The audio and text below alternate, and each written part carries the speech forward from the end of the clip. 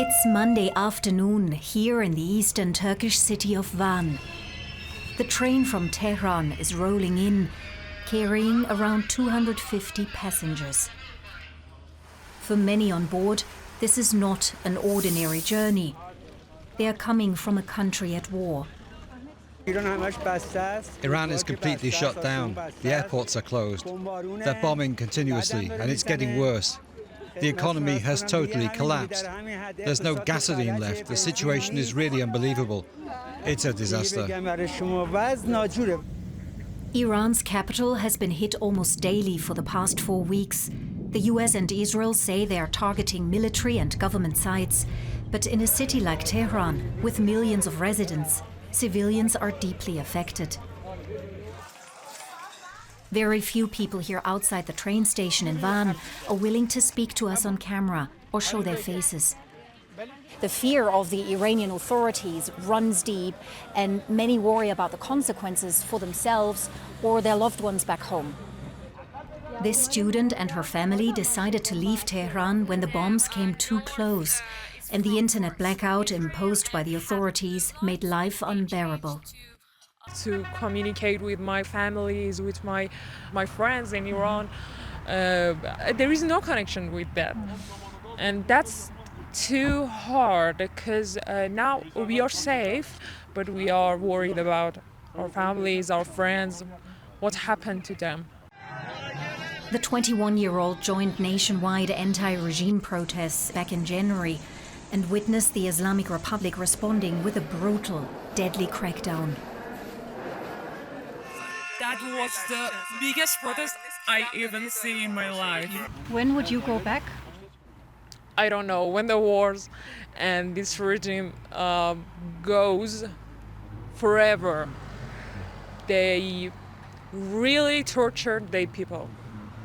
You have hope this time? Yes, all of Iran people have hopes for that. Anything we have is hope, nothing more. She and her family are on their way to Istanbul, where they plan to stay, at least for now. We continue towards the Iranian border. It's a 90-minute drive through snow-covered mountains. The Kapıköy land border crossing is one of 3 between Turkey and Iran. The number of people arriving here is not higher than usual, an official tells us. Iran's neighbors, including Turkey, have long feared that an attack on the country could destabilize the entire region and trigger a large-scale influx of refugees. So far, this has not happened, despite the ongoing US-Israeli airstrikes. Yet many who cross carry a deep sense of anxiety. They're threatening to even attack power plants, and we're afraid of that. My family lives in Tehran, so I'm really worried and don't know what to do. No one can leave Iran by air because the flights have been cancelled. We only managed to cross the border by land. We want peace, we want stability, so we can build a future for ourselves and our children. Not everyone feels threatened. Some just come for a few days, a brief respite from the war. The fact that this bombardment is happening right now is bad. But at the same time, there's a genuine sense of pride among people. We are certain that Iran will win this war, that victory will be ours. We hope truth will triumph over falsehood, Iran over America. But there are also those heading in the opposite direction, back home, into Iran. I've been in Turkey for 3 months. My family and children are in Iran now. There's a war, so I'm returning to be with my family. I'm worried about them. My wife is pregnant. Back in the city of Van, Iranians have long been a visible presence. Signs are in both Turkish and Persian. Iranian tourists usually come here to shop and enjoy themselves, away from the watchful eye of the regime. But because of the war, holidaymakers are largely staying away, and locals worry about the broader consequences of the conflict unfolding just across the border. Whatever happens to our neighbour, we are inevitably affected. Hopefully this war will end as soon as possible, everything will return to normal, and the bloodshed will stop.